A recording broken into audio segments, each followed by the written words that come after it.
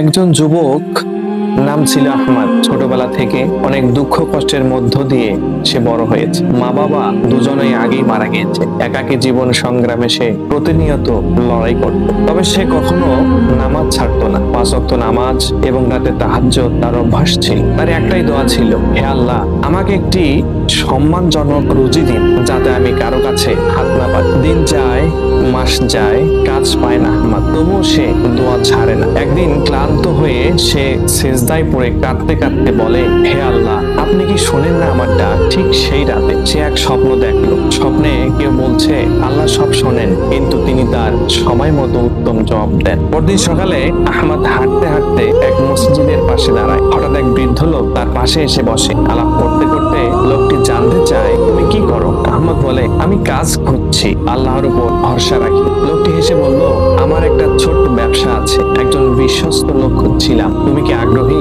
আহমদের চোখে পানি চলে আসে। সেদিনই তার জীবন বদলে যায়। এটি ছিল আজকের গল্প। বন্ধুরা, মনে রাখবেন, আল্লাহ কখনো দোয়া ফিরিয়ে দেন না। তিনি জানেন কখন, কোথায় এবং কিভাবে তা দিতে হবে। আপনাদের কাজ হলো দোয়ায় লেগে থাকা এবং আল্লাহর উপর ভরসা রাখা। ভিডিওটি ভালো লাগলে শেয়ার করতে ভুলবেন না, যেন অন্যরা অনুপ্রেরণা